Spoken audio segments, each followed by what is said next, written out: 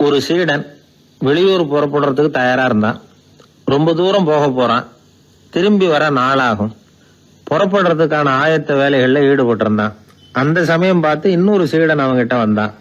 நம்ம குரு உன்னை அழைச்சிட்டு வர சொன்னார், வா அப்படின்னு கூப்பிட்டான். இவன் உடனே புறப்பட்டு போனான். குருநாதரை பார்த்தான். அவர் காலில் விழுந்து வணங்கினான். வணங்கிவிட்டு எழுந்திரிச்சான். அவ்வளவுதான். குரு ஏதாவது உபதேசம் பண்ணுவாருன்னு எதிர்பார்த்தான். ஆனா நடந்தது என்ன தெரியுமா? குரு அவனுக்கு ஓங்கி ஒரு அடி கொடுத்தார். எதிர்பாராம இந்த அடியை வாங்கினதும் அந்த சீடன் அதிர்ந்து போயிட்டான். பக்கத்துல இருந்த மற்ற சீடர்களும் திகைச்சு போய் நின்னுட்டாங்க. அடி வாங்கின சீடனுக்கு மனசுக்குள்ள குழப்பம். நாம என்ன தப்பு பண்ணணும், புறப்படுற நேரத்துல இப்படி குரு கிட்ட அடி வாங்குற மாதிரி ஆயிட்டுதே அப்படின்னு நினைச்சு மனசுக்குள்ள ரொம்ப வேதனைப்பட்டான். கொஞ்சம் துணிச்சலை வரவழைச்சுக்கிட்டு குருநாதர்கிட்டயே கேட்டுட்டான், சுவாமி, நான் என்ன தப்பு பண்ணினேன்? என்ன இப்படி அடிச்சுட்டீங்களே. ஒரு வார்த்தை கூட உங்களை எதிர்த்து நான் பேசினது இல்லையே. இவ்வளவு காலமா உங்க விருப்பத்துக்கு விரோதமா ஒரு காரியம் கூட நான் செஞ்சது இல்லையே. வந்ததும் வராததுமா ஒண்ணுமே சொல்லாம என்ன அடிச்சுட்டீங்களே. குருவே, நான் செஞ்ச குற்றம் தான் என்ன அப்படின்னு கண்ணீரோட பரிதாபமா கேட்டானா அந்த சீடன். ஆனா அந்த குரு முகத்துல கொஞ்சம் கூட கோபம் இல்லை.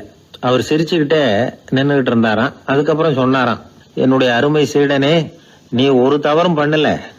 நான் உன்னை அடிச்சது நீ ஏதோ தப்பு பண்ணிவிட்டேங்கிறதுக்காக இல்ல. நீண்ட பயணம் போக போறேன். ஞாபகமா ஏதாவது கொடுத்து அனுப்ப வேணாமா? நீ ஞானம் பெற்ற பிறகுதான் திரும்பி வரப்போறேங்கிறது எனக்கு தெரியும். அதுக்கு பிறகு உன்னை வந்து அடிக்க முடியுமா? அதனால இப்ப கிடைச்சிருக்கிற இந்த வாய்ப்பை பயன்படுத்திக்கிட்டேன். அப்போதைக்கு இப்பவே அடிச்சுட்டேன், அவ்வளவுதான், வேற ஒண்ணும் இல்லை அப்படின்னாராம். குரு சிரிச்சுக்கிட்டே இப்படி சொல்றார்.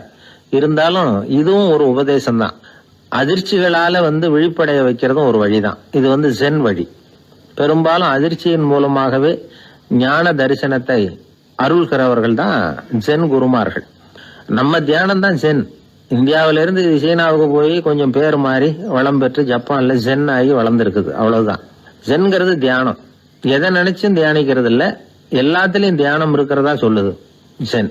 பேசுறது, இருக்கிறது, நடக்கிறது, சாப்பிடுறது, சிரிக்கிறது, தூங்குறது, தொழில் செய்யறது அல்லது சும்மா இருக்கிறது எல்லாமே தியானம் தான். ஜென்கிறது ஒரு சுய தரிசனம். தன்னைத்தானே அடையாளம் கண்டுகொள்கிறது தான் அது. இல்லாத எதையும் தேடி கண்டுபிடிக்கிறது இல்ல. சென் மார்க்கத்தை பத்தி ஓஷோ என்ன சொல்றாரு தெரியுமா? காணாமல் போன தன்னுடைய மூக்கு கண்ணாடி தன்னுடைய மூக்கின் மேல் இருப்பதை கண்டுகொள்வது போன்றது சென் அப்படிங்கிறார். நம்மால் ஒருத்தர் இன்னொருத்தர் முகத்தை ரொம்ப நேரமா உத்து பார்த்துக்கிட்டு இருந்தார். என்ன பாக்குறீங்கன்னாரு அவரு.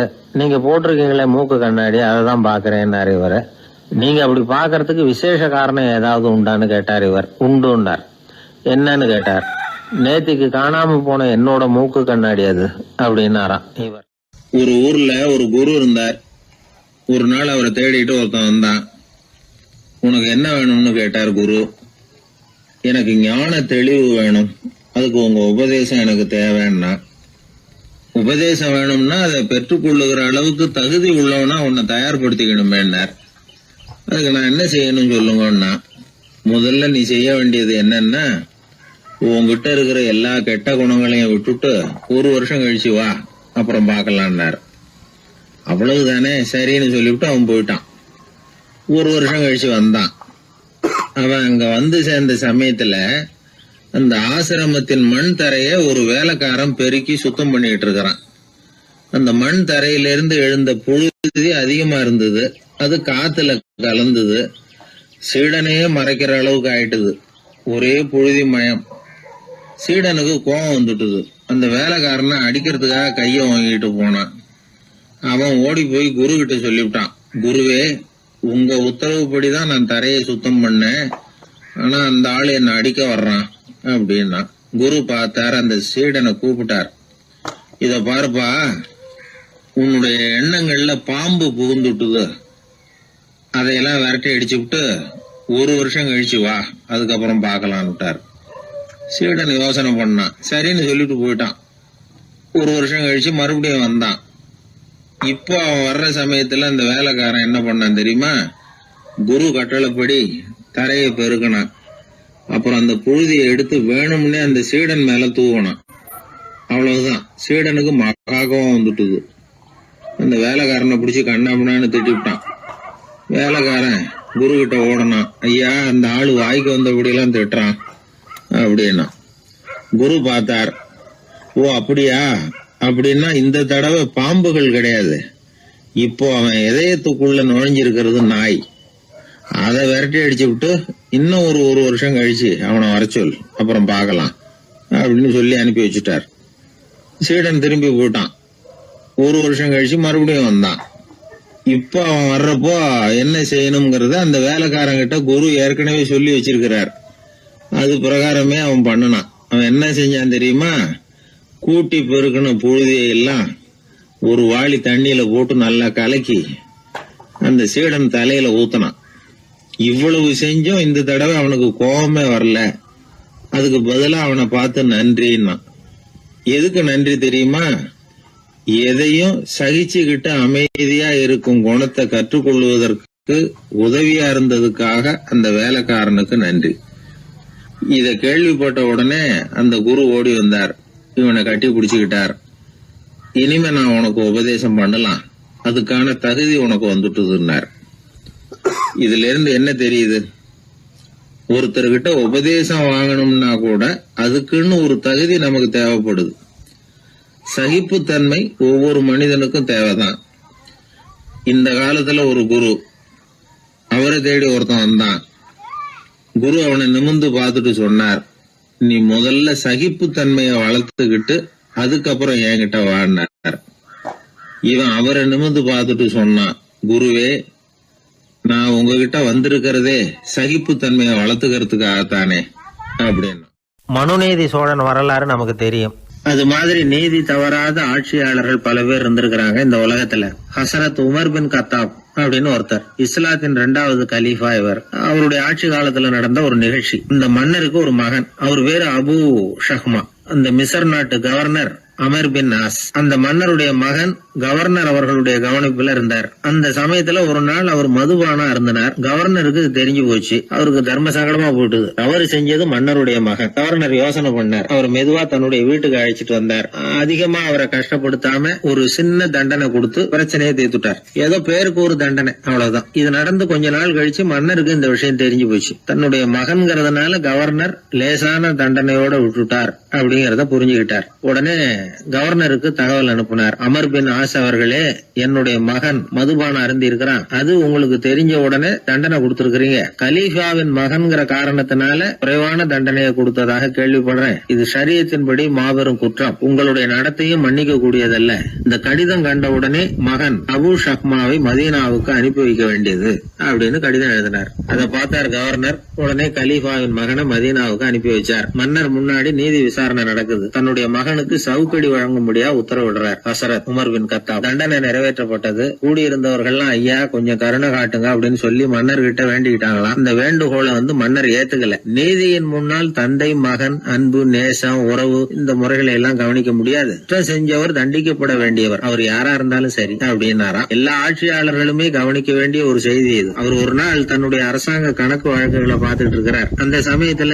அவரை பார்க்க ஒரு பெரிய மனிதர் வந்தார். இவர் தன்னுடைய சொந்த வேலை காரணமா வந்திருக்கிறார் அப்படிங்கறத அவர் புரிஞ்சுக்கிட்டார். உடனே அது வரைக்கும் எரிஞ்சுகிட்டு இருந்த விளக்க அணைச்சுட்டு இன்னொரு விளக்க ஏற்றி வச்சுக்கிட்டாராம். இந்த செயலுக்கு என்ன காரணம்னு கேட்டிருக்கிறார் வந்தவர். இதுக்கு அவரு சொன்னார், ஐயா, நீங்க வந்த போது இங்க எரிஞ்சுகிட்டு இருந்தது அரசாங்க விளக்கு, இப்ப எரியறது சொந்த விளக்கு. சொந்த விஷயங்களை பேசுறப்போ அரசாங்க பணத்தை செலவு பண்ணக்கூடாது, அதனாலதான் விளக்க மாத்தினேன் அப்படின்னாராம். இப்படி எல்லாம் பல பேர் இந்த உலகத்துல இருந்திருக்கிறாங்க. ஆனா இப்ப எல்லாம் பல பேர் அப்படி இருக்கிறது இல்ல. ஒருத்தர் அப்படிதான் அரசாங்க விஷயங்களை பார்த்துக்கிட்டு உட்கார்ந்து இருக்கிறார். அந்த சமயத்துல ஒரு பெரிய தொழில் அதிபர் அவரை பார்க்க வந்திருக்கிறார். இவரு சடார்னு எழுந்திருச்சு எரிஞ்சுகிட்டு இருந்த விளக்க அணைச்சுட்டார். எங்கும் ஒரே இருட்டு. ஏன் விளக்க அணைச்சுட்டீங்கன்னு கேட்டிருக்கிறார் வந்தவர். இங்க நடக்கிறது மத்தவங்க கண்ணுல பற்றக்கூடாது அப்படிங்கறதுக்காக தான் விளக்க அணைச்சேன். நீங்க கொண்டு வந்திருக்கிறத அப்படி ஒரு ஓரமா வச்சுட்டு போடுங்க, அதுக்கப்புறமா விளக்க போட்டு நான் எடுத்துக்கிறேன் அப்படின்னாராம் இவர். ஒரு குழந்தை அம்மா கிட்ட போச்சு, அம்மா என்ன தூக்கிக்க. உடனே அந்த அம்மா அந்த குழந்தைய தூக்கி இடுப்புல வச்சுக்கிறாங்க. எந்த பக்கம் வச்சுக்கிறாங்க? இடது பக்கம். பொதுவா குழந்தைய தூக்குறவங்க யாரும் வலது பக்கம் இடுப்புல வச்சுக்கிறது இல்ல. விவரம் தெரியாத சில ஆம்பளைகளை அப்படி தூக்கி வச்சுக்கிட்டு அலையிறது உண்டு. ரொம்ப காலமாவே குழந்தைகளை இடுப்புல இடது பக்கமா வச்சிருக்கிற பழக்கம் தான் இருந்து வந்திருக்குது. இதுக்கு ஆய்வாளர்கள் என்ன காரணம் சொல்றாங்க தெரியுமா? அப்படி இருந்தாதான் குழந்தை சொல்றத குழந்தை நினைக்கிறத தாயினால நல்லா உணர முடியுதாம். இடது பகுதி ஆட்சி பண்றது குறிப்பா காதின் தலைமையாக இருக்கிறது வலது பக்கம் தான். அதனால தாய் குழந்தைக்கு பதில் சொல்லவோ அது என்ன கேக்குதுங்கிறத சீக்கிரமா புரிஞ்சுக்கிட்டு நடந்துக்கவோ அதுதான் சௌரியம் அப்படின்னு ஆய்வாளர்கள் இதுக்கு காரணம் சொல்றாங்க. இதனால என்ன ஆகுதான், தாய்க்கும் குழந்தைக்கும் நெருக்கம் அதிகமாகுதான், குழந்தைக்கும் பாதுகாப்பு அதிகமா. அது மட்டும் இல்ல, ஒரு தாய் தன்னுடைய குழந்தைய இடுப்புல சுமக்கிறதுனால அவள் நினைக்கிறத அவளோட இதய துடிப்ப குழந்தை உணர்தான். 9 மாதத்துக்கும் அதிகமா இருந்த இடம் இல்லையா, அதனால அவளை பத்தி நல்லா அறிந்து கொள்ளுகிற வாய்ப்பும் குழந்தைக்கு கிடைக்குது. நம்ம முன்னோர்கள் ரொம்ப காலத்துக்கு முன்னாடியே வலது கையை பார்க்க ஆரம்பிச்சிட்டாங்களாம். அவங்க பயன்படுத்திய கல் ஆயுதங்கள்லாம் வலது பக்கமா தான் தீட்டப்பட்டிருக்குது. அதுல இருந்து நமக்கு என்ன தெரியுதுன்னா, வலது கையை தான் உபயோகப்படுத்தி இருக்கிறாங்கிறது தெரியுது. இப்படி எல்லாம் இருந்தா கூட இன்னைக்கு நம்மள 10ல் ஒருத்தருக்கு ஒரு பழக்கம் உண்டு, அது இடது கை பழக்கம். ஆனாலும் 2 கைகளும் ஒற்றுமையா இருக்கிறதுக்கு தான் ரொம்பவும் முயற்சி பண்ணுதான். இப்போ வலது கை பழக்கம் உள்ளவங்க பேசுறதுக்கு, எழுதுறதுக்கு, செயல்படுத்துற தலைமையகம் தலையின் பின்புறம் பிடரியில் இருக்குது. இடது கை பழக்கம் உள்ளவங்களுக்கு மூளையில 2 பக்கங்கள்லயும் தலைமையகம் இருக்குது. இது விஞ்ஞானிகள் சொல்றது. எத்தனையோ மேதைகள் இடது கை பழக்கம் உள்ளவங்களா இருந்திருக்கிறாங்க. அமெரிக்க மேதை பெஞ்சமின் பிராங்கிலின், இத்தாலிய ஓவியர் லியோனார்டோ டாவின்சி, இப்படி நிறைய பேர் இருந்திருக்கிறாங்க, இப்பவும் இருக்கிறாங்க. காலங்காலமா இயல்பாவே இடது கை பழக்கம் இருந்து வந்திருக்குது. அப்படி இருக்கிறப்போ வலது கை எப்போ இடது கைய வென்றது, ஜெயிச்சது அப்படிங்கிற விவரம் இன்னமும் யாருக்குமே புரியல, ஆய்வாளர்களுக்கும் புரியல. அவங்களும் யோசிச்சுக்கிட்டு இருக்கிறாங்க. உலகம் இடது பக்கமா தான் சுத்துது. வானத்துல இருக்கிற வெள்ளி வீதி, அப்புறம் அணுவுல இருக்கிற துணுக்குகள், உடம்புல இருக்கிற அமினோ அமிலம், இப்படி எல்லாமே இடதுபுறமா தான் இயங்கிட்டு இருக்குது. இவ்வளவு செய்திகள் இடது கைக்கு ஆதரவா இருக்கிறப்போ அது எப்படி வலது கை கிட்ட ஏமாந்தது அப்படிங்கிற ரகசியம் இன்னமும் யாருக்கும் தெரியலையா. இது சம்பந்தமா ஆராய்ச்சி பண்றவங்களுக்கு இது இன்னமும் ஒரு பிரச்சனையா தான் இருக்குதான். இப்படி இடது கை ஒதுங்கிட்டதுனால இப்பெல்லாம் வலது கைக்கு தான் மரியாதை அதிகமா போச்சு. ஒரு ஆசாமி இடது கையில கட்டு போட்டுட்டு வந்தானா, கையில என்னப்பா கட்டுன்னு விசாரிச்சிருக்கிறாரு ஒருத்தர். ஒரு இயந்திரத்தை பிரிச்சு ரிப்பேர் பார்த்துக்கிட்டு இருந்தேன், மறுபடியும் அதை ஓட விட்டு பாக்குறப்போ இடது கை விரல் மாட்டிக்கிட்டது, அதுதான் கட்டு அப்படின்னு இருக்கான். நல்ல வேளை வலது கை மாட்டி இருந்தா உன்னால சாப்பிட கூட கஷ்டமா போயிருக்குமே அவர். இதுக்கு அவன் சொன்னானா, முதல்ல வலது கை தாங்க மாட்டிக்க இருந்தது, நான் தான் உடனே புத்திசாலித்தனமா அதை இழுத்துக்கிட்டு இடது கையை கொடுத்தேன் அப்படின்னு இருக்கான். இவன் எப்பேற்பட்ட புத்திசாலி பாருங்க. இந்த வலது கை இடது கைங்கிறத பத்தி அறிவியல் ஆராய்ச்சி ஒரு பக்கம் இருந்தாலும் கை சுத்தமா இருக்கணும், இது வாழ்க்கைக்கு முக்கியம். உண்மை, உழைப்பு, நேர்மை இதெல்லாம் இருந்தாதான் வாழ்க்கையில முன்னேற முடியும். அதனால இந்த இடது கை பழக்கம், வலது கை பழக்கம் எது எப்படி இருந்தாலும் அது ஒருத்தருடைய புத்திசாலித்தனத்தை பாதிக்கிறது இல்ல. அதனால வாழ்க்கையில முன்னேறதுக்கு இது ஒரு இடைஞ்சலா இருக்கிறது இல்ல. நாம நம்ம உடம்பையும் புரிஞ்சுக்குவோம், மனசையும் புரிஞ்சுக்குவோம். அப்படி புரிந்து கொண்டு வாழ்க்கையில முன்னேறுவோம்.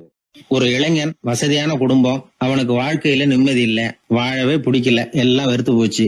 என்ன பண்ணலாம்னு யோசனை பண்ணா ஒரு குருவை தேடிட்டு போனான். அவர்கிட்ட தான் வந்த விவரத்தை சொல்லி ஏதாவது வழி சொல்லுங்க சுவாமின்னு கேட்டான். அவரு பார்த்தார், சரி அதுக்கு முன்னாடி உன்னை பத்தி கொஞ்சம் சொல்லு, எவ்வளவு படிச்சிருக்கிற, என்ன தெரியும் உனக்கு அப்படின்னு கேட்டார்.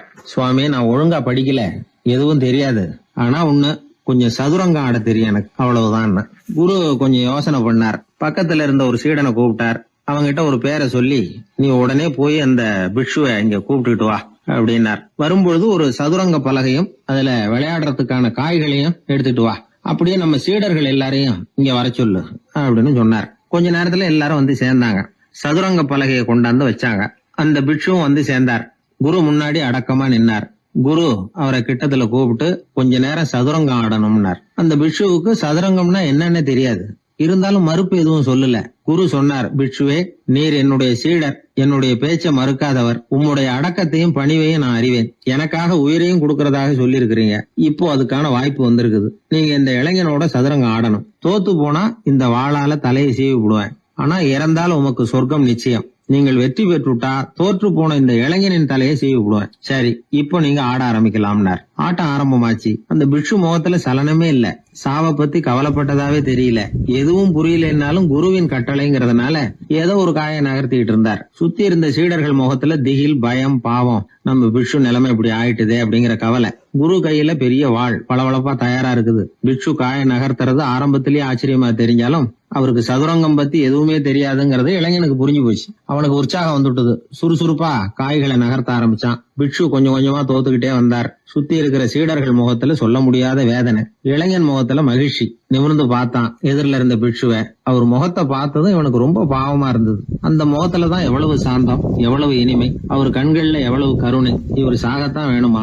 இளைஞன் யோசிக்க ஆரம்பிச்சான். நாம இறந்து போனா யாருக்கும் எந்த இழப்பும் இல்ல, வீணாகி போன தன்னுடைய வாழ்வும் சாவும் யாரையும் பாதிக்க போறதில்ல. ஆனா துறவியும் ஞானியுமான கருணை மிக்க இந்த பிட்சு இறந்தா அது எவ்வளவு பெரிய இழப்பு, அதுக்கு நாம காரணமா இருக்கிறதா அப்படின்னு நினைச்சு பார்த்தான் அந்த இளைஞன். உடனே கண்ணாமண்ணான்னு விளையாட ஆரம்பிச்சுட்டான். அதாவது தான் தோத்து போகணுங்கிறதுக்காகவே. ஆட்டத்தை கூர்ந்து கவனிச்சுக்கிட்டு இருந்த குரு திடீர்னு சதுரங்க பலகையை கழுத்து தள்ளினார். காய்கள்லாம் செதறி போட்டுது. எல்லாரும் திகைச்சு போட்டாங்க. யாருக்கும் வெற்றி தோல்வி இல்லைன்னு அறிவிக்கிறேன் குரு. தம்பி, உன்னுடைய மன ஒருமைப்பாட்டை கவனிச்சேன். முழுமையா ஆட்டத்துல மூழ்கி போனதையும் பார்த்தேன். கடைசியில உயிர் தியாகம் பண்ண முடிவெடுத்து தாறுமாறா ஆட ஆரம்பிச்சதையும் கவனிச்சேன். வாழ்க்கை என்னங்கிறதும் எந்த வாழ்க்கை பயனுள்ள வாழ்க்கைங்கிறதும் உனக்கு புரிஞ்சுட்டுது. இப்ப இங்க அதை நீ கத்துக்கிட்ட. உன்னுடைய மனம் பக்குவ நிலையை அடைஞ்சுட்டுது. தியாகம் உன்னுடைய இதயத்துல குடி வந்துட்டுது. அது எங்க இருந்தாலும் நல்லதுதான். உனக்குள்ள இருந்துதான் அந்த தியாகம் வந்திருக்கு. அதை நீ அடையாளம் கண்டுபிடிச்சுக்கிட்ட. நீ இனிமே கொஞ்ச காலம் இங்கேயே இருந்துட்டு போகலாம். உன்னுடைய வாழ்வு பயனுள்ள வாழ்வா மாறும் அப்படின்னு சொல்லி அந்த குரு ஆசீர்வாதம் பண்ணார். இந்த காலத்திலயும் ஒருத்தர் அது மாதிரி தன்னுடைய வாழ்க்கையை பயனுள்ளதாக ஆக்கிக்கணும்னு ஆசைப்பட்டார். உடனே சதுரங்கம் ஆட ஆரம்பிச்சார். அப்புறம் சீட்டாட ஆரம்பிச்சார். கொஞ்ச நாள் கழிச்சு அவரை பார்த்த நண்பர் ஒருத்தர் கேட்டார், என்னங்க சீட்டாட ஆரம்பிச்ச பிறகு வாழ்க்கை பயனுள்ளதா ஆச்சா அப்படின்னு கேட்டார். ஆச்சுன்னார் அவர். யாருக்கு, உங்களுக்கான்னு கேட்டார். இல்லைங்க, நான் யாரோட ஆடுனோ அவருக்கு வாழ்க்கை பயனுள்ளதா ஆச்சு அப்படின்னு ஒரு விளக்கம் கொடுத்தாராம். அதனால வாழ்க்கைங்கிறது ரொம்ப நுட்பமான ஒன்று. அந்த நுட்பமான வாழ்க்கையை புரிஞ்சுக்கிட்டு அதுக்கப்புறம் அதை பயனுள்ளதாக மாற்றிக்கொள்ள வேண்டியது மனிதர்களுடைய கடமை. விளையாடுறது வழக்கம். மரத்துக்கு அந்த பையன் பேரில் ஒரு பாசம் உண்டாக ஆரம்பிச்சுட்டுது. பையன் அந்த மரத்தில் உள்ள பூக்களை பறிக்கணும், பழங்களை பறிக்கணும்னு ஆசைப்பட்டான். அதுக்காகவே அந்த மரம் தன்னோட கிளைகளை வளைச்சி அவனுக்கு எட்டுற அளவுக்கு தலையை சாய்ச்சி கொடுக்குது. பையன் பூக்களை பறிக்கிறான். மரம் சந்தோஷப்படுது. மரம் அன்பின் அடையாளம். அதனால் அது கொடுக்கறதுல சந்தோஷப்படுது. மனிதன் ஆணவத்தின் அடையாளம். அதனால் இவன் பறிக்கிறதுல சந்தோஷப்படுறான். பையன் வளர்ந்தான். அந்த மரத்தின் மடியிலேயே படுத்து தூங்கினான். பூக்களை பறித்து மலர் கிரீடம் பண்ணி தலையில் சூடிக்கிட்டான். பழங்களை பறித்தான், சாப்பிட்டான். அதை பார்த்து அந்த மரம் சந்தோஷப்பட்டுது. கொஞ்ச நாளாச்சு. பையன் இன்னும் கொஞ்சம் பெரியவனானான். அந்த மரத்து மேலே ஏறி கிளையில் உட்காந்துக்கிட்டு ஊஞ்சல் ஆட ஆரம்பித்தான். அவனுக்கு சௌகரியத்தை கொடுக்கறதுல மரத்துக்கு ஆனந்தம், மரத்துக்கு அசௌகரியத்தை கொடுக்கறதுல அவனுக்கு ஆனந்தம். இது அன்புக்கும் ஆணவத்துக்கும் உள்ள வித்தியாசம். பையன் இன்னும் கொஞ்சம் வளர்ந்தான். அவனுக்கு கடமை, லட்சியம் எல்லாம் சேர்ந்தது. படித்து பரீட்சை எழுதி பாஸ் ஆக வேண்டியிருந்தது. அதனால் மரத்துக்கிட்ட வர்றதில்லை அவன். ஆனால் மரம் இவனுக்காக காத்துக்கிட்டு இருக்குது. இவன் உலக விஷயங்களில் மூழ்கிட்டான். தற்செயலாக ஒரு நாள் அந்த பக்கமாக போனான். மரம் அவனை பார்த்துது. மறந்துட்டியா என்ன, நான் உன்னை பார்க்கணும்னு ஆவலாக காத்துக்கிட்டு இருக்கேனே அப்படின்னுது. இவன் பார்த்தான். நீ என்ன வச்சிருக்கிற, நான் உங்ககிட்ட ஏன் வரணும், உங்ககிட்ட பணம் இருக்குதா சொல்லு, வர்றேன். ஏன்னா நான் இப்போ பணத்தை தான் தேடிக்கிட்டு இருக்கிறேன் அப்படின்னா. உனக்கு பணம் தானே வேணும், என்னுடைய பழங்களை பறிச்சுக்கோ, அதையெல்லாம் விற்பனை பண்ணு, பணம் கிடைக்கும் அப்படின்னுது அந்த மரம். உடனே அவன் மரத்தில் ஏறினா, பழங்களை பறித்தான். பழுக்காத காய்களையும் சேர்த்து பறித்தான். தன்னோட கிளை கொம்புகள் உடைஞ்சா கூட அதுக்காக அந்த மரம் கவலைப்படலை, சந்தோஷப்பட்டுது. இவன் பழங்களை பொறுக்கிட்டு அந்த மரத்துக்கு ஒரு நன்றி கூட சொல்லாமல் அவன் பாட்டுக்கு போட்டான். அதுக்கப்புறம் அந்த பக்கமே திரும்பலை. பணம் சம்பாதிக்கிறதுலேயே குறியாக இருந்தான். மரத்துக்கு மறுபடியும் வருத்தம், அவன் வரலையேன்னு. பல வருஷம் கழித்து அவன் வந்தான்.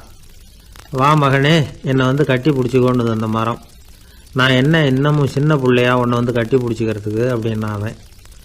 நான் இப்போ ஒரு வீடு கட்ட போகிறேன், அதுக்கு உன்னால் உதவ முடியுமா அப்படின்னா. என்னுடைய கிளைகளை வெட்டிக்கோ அப்படின்னுது மரம். கொஞ்ச நேரத்தில் மரத்தை அப்படியே மொட்டை அடிச்சுட்டான். மறுபடியும் கொஞ்சம் காலம் கழிச்சு அந்த மனுஷன் வயசாகி ரொம்ப கிழவனாக போட்டான் அவன்.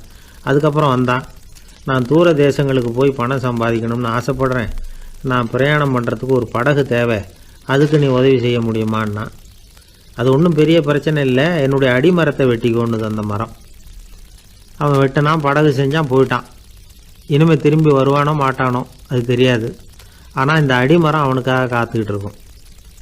ஏன்னா இது அன்பின் அடையாளம், அவன் ஆணவத்தின் அடையாளம். அன்பு கொடுக்கறதுக்கு தான் ஆசைப்படும், ஆணவம் வாங்கிறதுக்கு தான் ஆசைப்படும். இப்படி ஒரு கதையை ஒரு பெரியவர் சொல்லியிருக்கிறார். அதை நாம் சிந்திச்சு பார்க்கணும். எல்லாமே நாற்காலிக்கு ஆசைப்படாதவர்கள் அப்படின்னு சொல்லிட முடியாது. ஏன்னா நிறைய பேர் நாற்காலிக்கு ஆசைப்படுறவங்கள நாம் பார்க்குறோம். உட்கார்றதுக்கு ஒரு நாற்காலி கிடச்சிடாதா, அதோட ஒரு கால் உடஞ்சி முக்காலியாக இருந்தாலும் பரவாயில்ல, ஒரு மாதிரியாக அனுசரித்து உட்காந்துக்கலாம் அப்படின்னு அலையிறவங்க எத்தனை பேர்? இந்த காலத்தில் மட்டும்தான் அப்படின்னு இல்லை, அந்த காலத்துலேயும் இதே மாதிரி ஆசைகள் சபலங்கள் இருந்திருக்கும் போல இருக்குது. பரமசிவன் வசிஷ்டருக்கு ஒரு விசேஷமான ஆசனத்தை கொடுத்துருந்தாராம். சரி, அப்படி என்ன அதில் விசேஷம்னா, வசிஷ்டர் ஒரு குறிப்பிட்ட இடத்துக்கு போகணும்னு நினச்சி புறப்படுறாருன்னு வச்சுக்கோங்க. அவருக்கு முன்னாடியே இந்த ஆசனம் புறப்பட்டுரும். போய் ஒரு வசதியான இடமா பார்த்து இருந்துக்கும். வசிஷ்டர் போவார். அங்கே போனதும் எங்கே உட்காரலாம்ங்கிற இட பிரச்சனையெல்லாம் அவருக்கு ஏற்படுறதில்ல. அதுதான் இவருடைய இருக்கை அங்கே முன்னாடியே போய் காத்துக்கிட்டு இருக்குதே. நேராக போவார், அதில் உட்காந்துக்குவார். மற்ற முனிவர்கள்லாம் இதை பார்த்தாங்க. அவங்களுக்கு பொறாமையாக இருந்துதான். எல்லாரும் ஒரு இடத்துல கூடி இதை பற்றி பேசியிருக்கிறாங்க. என்ன இது, நாமளும் அவரை மாதிரி தானே இருக்கிறோம், இருந்தாலும் நமக்கும் அது மாதிரி ஒரு ஆசனம் கிடைக்கலையே அப்படின்னு யோசனை பண்ணியிருக்காங்க. சரி, நேராக பரமசிவன்கிட்டே போவோம், இதை பற்றி கேட்போம் அப்படின்னு நினச்சிக்கிட்டு போனாங்களாம். பரமசிவனை பார்த்துருக்குறாங்க. ஐயா, நாங்களும் முனிவர்கள் தானே, வசிஷ்டர் பண்ணுறது மாதிரி நாங்களும் உங்களை குறித்து கடும் தவம் பண்ணிக்கிட்டு தானே இருக்கிறோம். அப்படி இருக்கும்பொழுது அவருக்கு மட்டும் ஏன் இந்த விசேஷ சலுகை அப்படின்னு கேட்டிருக்காங்க. அதுக்கு பரமசிவன் சொன்னாராம், முனிவர்களே, உங்கள் கேள்விக்கு நான் பதில் சொல்கிறேன், ஆனால் அதுக்கு முன்னாடி நீங்கள் ஒரு காரியம் பண்ணணும்னாராம். என்ன செய்யணும் சொல்லுங்கன்னு இருக்காங்க. நீங்கள் ஒவ்வொருத்தரும் தனித்தனியாக போய் உங்களை விட உயர்ந்த ஒருத்தரை தேடி கண்டுபிடிச்சி அவருக்கு அதிதி பூஜை பண்ணி அவரை ஒரு மண்டலத்துக்குள்ளே என்கிட்ட அழைச்சிட்டு வந்துருங்க அப்படின்னாராம். சரின்னு எல்லாரும் புறப்பட்டுருக்காங்க. அவங்க போனதுக்கப்புறம் நந்தி தேவனை அழைச்சி வசிஷ்டரை கூப்பிட்டுக்கிட்டு வர சொன்னாராம். அவர் வந்தார், வணங்கினார். வசிஷ்டரே, இன்னையிலேருந்து ஒரு மண்டலத்துக்குள்ளே உங்களை விட தாழ்ந்தவர் ஒருத்தரை தேடி கண்டுபிடிச்சி அவருக்கு அதிதி பூஜை பண்ணி அவரை என்கிட்ட கூப்பிட்டுட்டு வாங்கன்னு விட்டார். சரின்னு இவரும் புறப்பட்டு போயிட்டார். கொஞ்ச நாள் ஆச்சு. முனிவர்கள்லாம் திரும்பி வந்தாங்க. பரமசிவன் முன்னாடி நின்னாங்க. ஐயா, எவ்வளவோ தேடி பார்த்துட்டோம், எங்களை விட உயர்ந்தவர்கள் யாருமே கிடைக்கல அப்படின்னாங்களாம். வசிஷ்டரும் சேர்ந்தார். ஐயா, எவ்வளவோ தேடி பார்த்தேன், என்னை விட தாழ்ந்தவர் யாருமே கிடைக்கல அப்படின்னாராம். அவரே தொடர்ந்து சொன்னார், என்னுடைய மனைவி எனக்கு அடங்கினவ தானே, அவளுக்காவது அதிதி பூஜை பண்ணி அழைச்சிட்டு வந்துடலாமான்னு யோசித்து பார்த்தேன். என்னோட மனசு அதுக்கும் இடம் கொடுக்கல.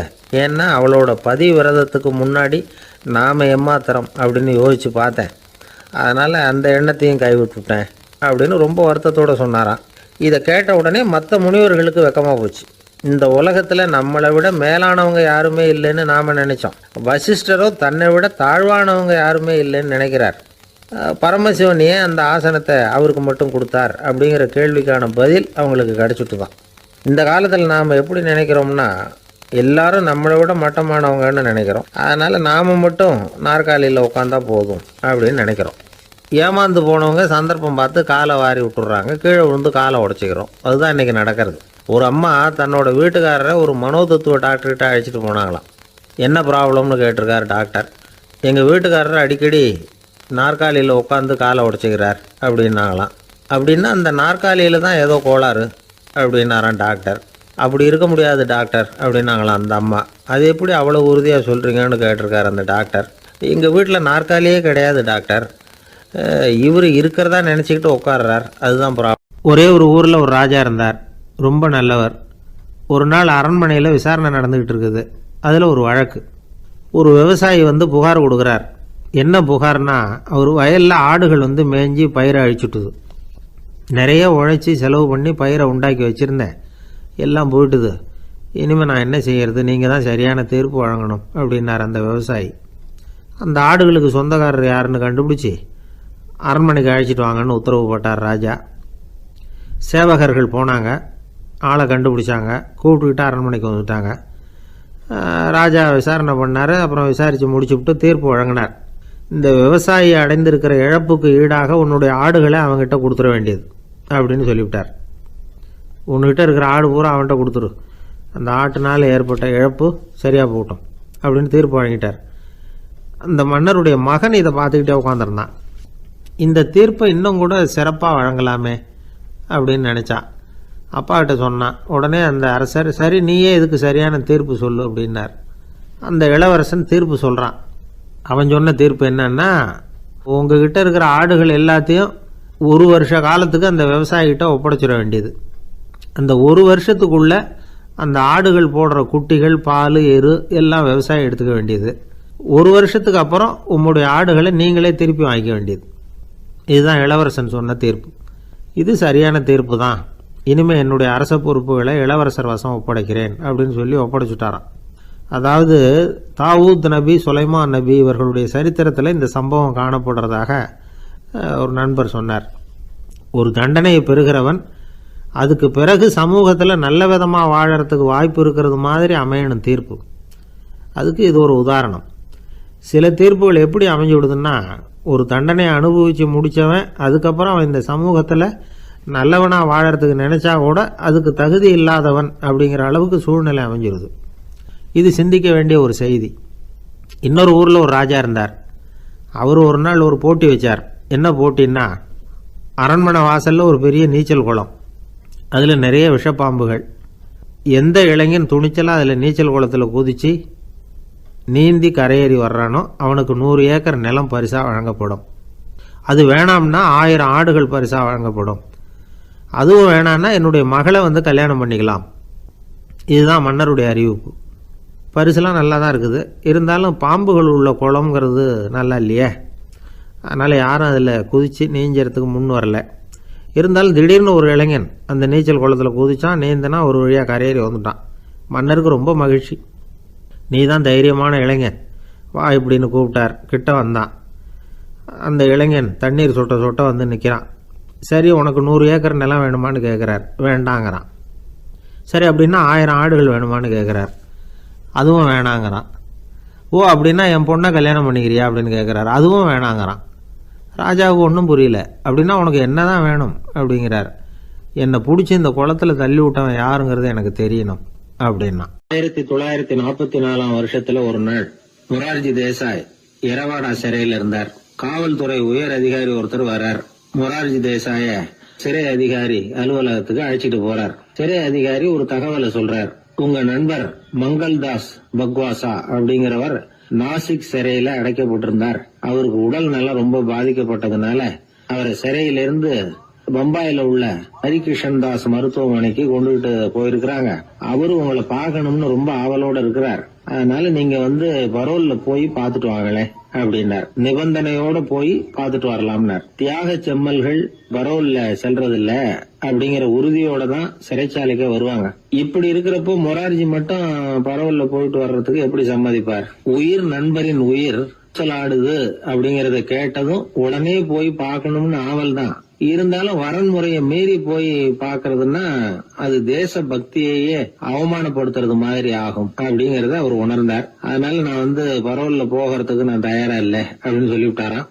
நண்பருடைய கடைசி ஆசைய நிறைவேற்றுறது உங்க கடமை இல்லையா அப்படின்னு கேட்டிருக்காரு சிறை அதிகாரி. கடமை தான், அதே சமயம் என்னுடைய கடமையை காப்பாத்துறதும் முக்கியமாச்சே அப்படின்னாரா இவர். அதுக்கப்புறம் அந்த அதிகாரி நிபந்தனை இல்லாமலே மொரார்ஜியை வெளியில அனுப்புறதுக்கு சம்மதிச்சாராம். அப்படி இருந்தும் மத்த நண்பர்களை கலந்துகிட்டு தான் மொரார்ஜி வெளியில புறப்பட்டாராம். பம்பாய்க்கு போனார். படுக்கையில நண்பரை சந்திச்சார். அவர் ரொம்ப மோசமான நிலைமையில இருந்தார். உடல்நிலை கவலைக்கிடம்னு தான் டாக்டர்களும் சொன்னாங்க. மங்கள்தாஸ், இனி எனக்கு வாழ்க்கையில என்ன இருக்கு, நான் இறந்து விடுறதே மேலுன்னாராம். மொரார்ஜிக்கு ரொம்ப வருத்தமா போச்சு. மங்கள்தாஸ் இல்லத்துல இருந்த சமயத்துலதான் மொரார்ஜிய கைது பண்ணாங்களாம். அந்த அதிர்ச்சி தான் மங்கள்தாஸ ரொம்ப பாதிச்சிருக்கு அப்படிங்கறத அவர் புரிஞ்சுக்கிட்டார். இத பாருங்க, விடுதலை போராட்டத்துல ஈடுபடுறவங்களை கைது பண்றதும் சிறையில அடைக்கிறதும் சகஜம் தானே. அன்னைக்கு உங்க வீட்டுல இருந்தப்போ நான் கைது செய்யப்படலைன்னாலும் இன்னொரு இடத்துல நான் கைது செய்யப்பட்டுதான் இருப்பேன். அதனால அதை பத்தி நீங்க ஏன் வேதனைப்படணும்? நீங்க தைரியமா உறுதியா இருக்கணும். அது மட்டும் இல்ல, அது வரைக்கும் மருந்தே சாப்பிடாம இருந்த மங்கள்தாஸ மருந்து சாப்பிட வச்சாராம். 2 நாள் அவர் பக்கத்திலே இருந்தார். அதுக்கப்புறம் பெரிய டாக்டரை பார்த்து மங்கள்தாஸ் உடல் நல சம்பந்தமா விசாரிச்சார். இப்ப பரவாயில்ல, தேறி இருக்கிறார். எப்படி இருந்தாலும் இன்னும் ஒரு 6 மாசம் தான் அவர் உயிரோட இருப்பார் அப்படின்னு சொல்லிவிட்டாரு டாக்டர். ஆனா அதுக்கப்புறம் நடந்தது என்ன தெரியுமா? மங்கள்தாஸ் அதுக்கப்புறம் 25 வருஷம் சௌக்கியமா இருந்தாராம். இவர் 6 மாசம் தான் இருப்பாருன்னு சொன்ன அந்த டாக்டர் 6 மாசத்துல ஒரு எதிர்பாராத விபத்துல சிக்கி இறந்து போனாராம். 6 மாசம்னு டாக்டர் போட்ட கணக்கு சரிதான், ஆனா இடம் தான் மாறி போச்சு. ஒரு திருடன் ஒரு வீட்டுல போய் திருடணும்னு திட்டம் போட்டான். இருட்டுனதும் போய் திருடணும். ஆனா ராத்திரி ஆனா வாசல் கதவை சாத்தி உள்பக்கம் தாழ்பால் போட்டுருவாங்களே, என்ன பண்றது, எப்படி வீட்டுக்குள்ள போறது? இவன் யோசனை பண்ண ஒரு முடிவுக்கு வந்தான். சரி, பகல் நேரத்திலேயே யாருக்கும் தெரியாம அந்த வீட்டுக்குள்ள நுழைஞ்சிருவோம், அங்க போய் எங்கேயாவது ஒளிஞ்சுக்குவோம், இருட்டுற வரைக்கும் பேசாம இருப்போம், ராத்திரி எல்லாரும் தூங்கினதுக்கு அப்புறம் நைஸா போய் பீரோவை திறந்து இருக்கிறது பூரா எடுத்துக்கிட்டு ஓடியாந்துடலாம் அப்படின்னு திட்டம் போட்டான். அதே மாதிரி ஒரு நாள் மத்தியானத்துக்கு மேல அந்த வீட்டுக்காரன் எங்கேயோ வெளியில புறப்பட்டு போனான். வீட்டுக்கார அம்மா அடுப்பங்கரையில என்னவோ சமைச்சுக்கிட்டு இருந்தாங்க. திருடன் பார்த்தான், இதுதான் சமயம்னு அந்த வீட்டுக்குள்ள மெதுவா நுழைஞ்சிட்டான். எங்க ஒளியலாம்னு பார்த்தான், வலது பக்கம் ஒரு ரூம் இருந்தது. அங்க போனான். அங்க ஒரு படுக்கை அறை, அங்க ஒரு பெரிய கட்டில் இருந்தது. அதுக்கு அடியில போய் பதுங்கிட்டான். இருட்டுனது நம்ம வேலையை ஆரம்பிக்கலாம், அது வரைக்கும் பொறுமையா இருக்கணும் அப்படின்னு சொல்லி பேசாம வாயை மூடிட்டு கம்முன்னு இருக்கிறான். ரொம்ப நேரம் கழிச்சு வெளியில போயிருந்த வீட்டுக்காரன் திரும்பி வந்தான், சாப்பிட்டான், லைட்டை நிறுத்தி விட்டு படுத்துட்டான். அந்த அம்மாவும் வேலையெல்லாம் முடிச்சுட்டு வந்து படுத்துட்டாங்க. நடு ராத்திரி, விடி விளக்கு லேசா எரிஞ்சுக்கிட்டு இருக்கு. வீட்டுக்காரன் லேசா கண்ணை முழிச்சான். கட்லுக்கு நேரா எதிரில ஒரு கண்ணாடி, அதுல பாக்குறான் கட்லுக்கு கீழே ஒரு திருடன் ஒளிஞ்சு இருக்கிறது தெரிஞ்சு போச்சு. உடனே அவன் திருடன் திருடன்னு சத்தம் போடல, யோசனை பண்ணான். மேஜையில இருக்கிற கத்தி எடுத்து கையில வச்சுக்குவோமா அப்படின்னு யோசனை பண்ணான். இந்த சந்தர்ப்பத்துல கத்தியை உபயோகப்படுத்துறதை விட புத்தியை உபயோகப்படுத்துறது தான் சாமர்த்தியம் அப்படின்னு நினைச்சான். உடனே அது பிரகாரம் செயல்பட ஆரம்பிச்சிட்டான். என்ன பண்ணான் தெரியுமா? எதையும் வெளியில காட்டிக்காம ரொம்ப சர்வசாதாரணமா தன்னுடைய மனைவி கிட்ட பேச ஆரம்பிச்சான். மனைவியும் புத்திசாலி, அதனால அவங்களுக்கு தெரியும். அவங்களும் வீட்டுக்காரர் கேட்ட கேள்விக்கு பொருத்தமா பதில் சொல்ல ஆரம்பிச்சாங்க. இவன் கேட்டான், இத பாரு, நமக்கு குழந்தை பிறந்தா அதுக்கு கிருஷ்ணமூர்த்தின்னு தான் பேர் வைக்கணும் அப்படின்னா. அதெல்லாம் முடியாது. ஆம்பளை பிள்ளையா இருந்தா ஏகாம்பரம், பொம்பளை பிள்ளையா இருந்தா பங்கஜவல்லி, இதுதான் அவங்க மாமனார் மாமியார் பேர், அதான் வைக்கணும் அப்படின்னாங்க அந்த அம்மா. அதெல்லாம் முடியாது, நான் முடிவு பண்ணிவிட்டேன் கிருஷ்ணமூர்த்தின்னு கத்தனா அவன். இல்ல ஏகாம்பரம் பங்கஜவல்லின்றது இந்த அம்மா. வாதம் முத்தி போச்சு. கிருஷ்ணமூர்த்தி கிருஷ்ணமூர்த்தி கிருஷ்ணமூர்த்தின்னா அவன், ஏகாம்பரம் பங்கஜவல்லி ஏகாம்பரம் பங்கஜவல்லின்னு இவங்க கத்துறாங்க. ஒரே சத்தமா போச்சு. இத கேட்டதும் பக்கத்து வீட்டுல இருந்தவங்க, எழுத்த வீட்டுல இருந்தவங்க எல்லாம் எழுந்திரிச்சு ஓடி வந்து இவங்க வீட்டு கதவை தட்ட ஆரம்பிச்சுட்டாங்க, தட தடன்னு. இவன் சாவகாசமா எழுந்திரிச்சு போய் கதவை திறந்தான். என்னங்க, இந்த ராத்திரி வேலையில எங்களை எல்லாம் ஏன் கூப்பிட்டீங்க, யாருக்கு என்னாச்சு அப்படின்னு கேட்டாங்க. கேட்டது யாருன்னா பக்கத்து வீட்டு கிருஷ்ணமூர்த்தி, எழுத்த வீட்டு ஏகாம்பரம் பங்கஜவல்லி எல்லாரும். அடடே, உங்களை கூப்பிடலீங்க, குழந்தைக்கு பேர் வைக்கிறது சம்பந்தமா எங்களுக்குள்ள சண்டை வந்துட்டுது, அதுதான் விஷயம். வேணும்னா இதை கட்டிலுக்கு அடியில ஒளிஞ்சிட்டு இருக்கிறான ஒருத்தன், அவனை கூட கேட்டு பாருங்க, அவன் தான் இதுக்கு சாட்சி அப்படிங்கிறான் அந்த ஆளு. உடனே எல்லாரும் விஷயத்த புரிஞ்சுக்கிட்டு திருடனை பிடிச்சி போலீஸ்ல ஒப்படைச்சிட்டாங்களாம். நெருக்கடியான நேரங்கள்ல பதறாம புத்திசாலித்தனமா செயல்படணுங்கிறத தெரிஞ்சுக்கிறதுக்காக இந்த கதை. புத்திசாலித்தனமா செயல்படுற ஒரு குடும்ப தலைவி இருக்காங்க. அவங்க என்ன செய்வாங்க தெரியுமா? எல்லாரும் ராத்திரி ஆனா வீட்டை உள்பக்கமா பூட்டி விட்டு தானே படுப்பாங்க. ஆனா அந்த அம்மா என்ன பண்ணுவாங்கன்னா, வீட்டை வெளிப்பக்கமா ஒரு பூட்டு போட்டு பூட்டி விடுவாங்க. எழுத்த வீட்டுக்காரங்க கிட்ட சொல்லி தினமும் இப்படி பூட்டி விட சொல்றது பழக்கம். ஏங்க அப்படி செய்யறீங்க, திருடன் சுலபமா உள்ளே வந்துடக்கூடாதுங்கிறதுக்காகவா அப்படின்னு கேட்டாங்க. இல்லைங்க, சுலபமா வெளியில போயிடக்கூடாதுங்கிறதுக்காக அப்படின்னாங்க. என்னங்க சொல்றீங்க அப்படின்னு கேட்டாங்க. ஆமாங்க, இவருக்கு அந்த பழக்கம் உண்டு அப்படின்னு தன்னுடைய வீட்டுக்காரரை காட்டினாங்க. பக்கத்து வீடுகள் பத்திரமா இருக்கணுங்கிறதுக்காக தன்னுடைய வீட்டை பூட்டி வைக்கிறது ஒரு பெரிய விஷயம் தானே. ஒரு வயதான குரு சாய்வு நாற்காலியில உட்கார்ந்திருந்தார். ஒரு ஆள் அவரை தேடிட்டு வந்தான். வந்து அவர் முன்னாடி நின்னான். ஐயா, நான் உங்களுக்கு சீடனா ஆயிடலாம்னு நினைக்கிறேன் அப்படின்னா. அந்த குரு நிமிந்து பார்த்தார். இத பாருப்பா, அது அவ்வளவு சுலபமான வேலை இல்ல. அப்படியா சொல்றீங்க அப்படின்னா. ஆமா, நீ ஒரு சீடனா ஆகணும்னா உன்னுடைய அகங்காரத்தை எல்லாம் விட்டுடணும், தியானத்துல முழுமையா ஈடுபடணும், இது மாதிரி இன்னும் பல காரியங்களை ஒழுங்கா செய்யணும், ஒரு ஈடுபாட்டோட செய்யணும். அது மட்டும் இல்ல, இதெல்லாம் தொடர்ந்து நீண்ட நாட்களுக்கு செய்ய வேண்டியிருக்கும். அப்படி உன்னால முடியுமா அப்படின்னார். வந்தவன் யோசிக்க ஆரம்பிச்சான். சீடனாகிறதுலேயே இவ்வளவு சிரமம் இருக்குங்கிறது அவனுக்கு தெரியாது. யோசிச்சுக்கிட்டே அந்த குருவை பார்த்தான். அவர் சாய்வு நாற்காலியில இருந்த நிலைமைய பார்த்தான். சரிங்க சுவாமி, சீடனாகிறது இவ்வளவு கஷ்டம்னா அது வேணாம், அதுக்கு பதிலா உங்களை மாதிரி ஒரு குருவா ஆயிடுறேனே அப்படின்னா. குரு சிரிச்சார். நீ சொல்றது சரிதான், குருவாகிறது சுலபமான வேலைதான் அப்படின்னார். இதை கேட்டதும் அந்த ஆளுக்கு ஏகப்பட்ட சந்தோஷம். கஷ்டப்படாம குருவாயிடலாம் போல இருக்குதே அப்படின்னு கணக்கு போட்டான்.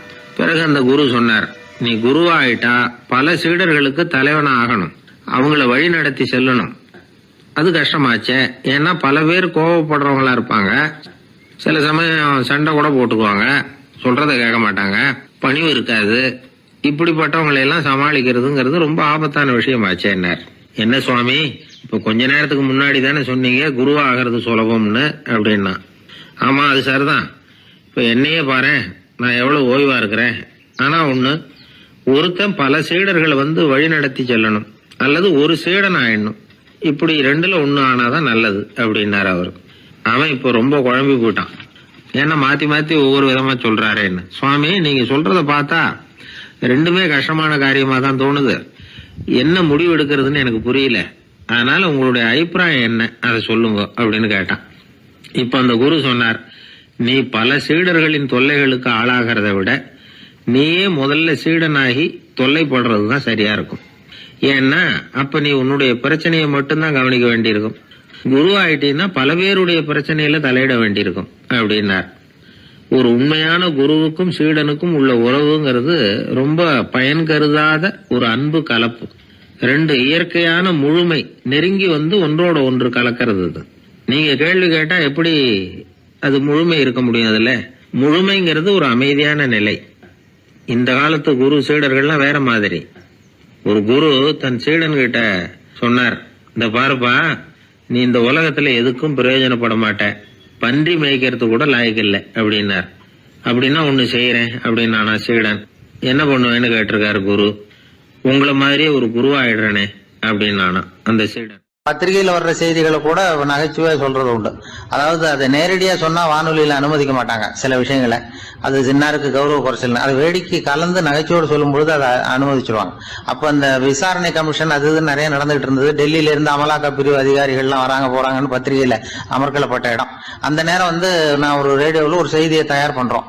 அப்ப என்ன பண்ணேன்னா, இது மாதிரி அந்த பத்திரிகை செய்தியை வச்சுக்கிட்டே ஒரு செய்தி சொன்னோம், இன்னொரு தகவல் சொல்லி.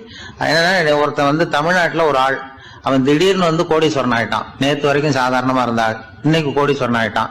டெல்லியில இருந்து 2 அதிகாரிகள் வராங்க, எப்படி அவன் பணம் சேர்த்தான்னு கண்டுபிடிக்கிறதுக்கு. அவனை கூப்பிட்டு 2 அதிகாரிகளும் எப்படிடா பணம் சேர்த்த? நான் ஒன்னும் தப்பான வழியில பணம் சேர்க்கல சார், நான் பந்தயம் கட்டியே பணக்காரன் ஆயிட்டேன். பந்தயம் கட்டியே எப்படிடா பணக்காரன் ஆக முடியும் அப்படின்னா, நீங்க நம்புங்க சார், நான் பந்தயம் கட்டி தான் பணக்காரன், தப்பான வழியில சேரல சார். பந்தயம் கட்டி எப்படிடா கோடீஸ்வரன் ஆனே அப்படின்னா, நாங்க நம்ப முடியாதுன்றான் விசாரிக்க வந்தவன். அப்படின்னா உங்ககிட்டே ஒரு பந்தயம் கட்டட்டுமான்றான் விசாரிக்க வந்தவன்ட்டிய. என்னடா பந்தயம் அப்படின்னா, ஒண்ணுமில்ல சார், இது என் கண்ணு, இது என் பல்லு, என் கண்ணை என் பல்லாலேயே கடிக்கிறேன், எவ்வளவு பந்தயம். விசாரிக்க வந்தவன் 100 ரூபாய் எடுத்து வச்சான், இதை ப்ரூவ் பண்றான்னு. அப்படியே கண்ணை எடுத்துட்டான், அது பளிங்கு கண்ணு. ஏற்கனவே ஒரு கண்ணு பளிங்கு கண்ணு வச்சுனா எடுத்து கடிச்சு விட்டான். இது விசாரிக்க வந்தாலும் 100 ரூபாய் விட்டுட்டு நிக்கிறான். எப்படி பணம் சேர்த்தான்னு வந்தவன். உடனே இன்னொருத்தன், இவன்ட்ட என்னடா பேச்சு கொடுக்காதரா, நம்ம பணம் தான் அங்க போயிட்டு இருக்கு, உனக்கு விசாரிக்க தெரியல, போடா நான் விசாரிக்கிறேன்னு அடுத்த வந்தான். அது நீ ஒழுங்கா சொல்றேன், எப்படிடா பணம் சேர்த்தேன் சார், நீங்க கொஞ்சம் புத்திசாலியா தெரியுது அவரை விட, நீங்களாவது நம்புங்க சார், பந்தயம் கட்டி தான் பணம் சேர்த்தேன், நான் நம்ப முடியாது அப்படின்னா உங்ககிட்ட இன்னொரு பந்தயம் கட்டட்டுமா அப்படின்றான்.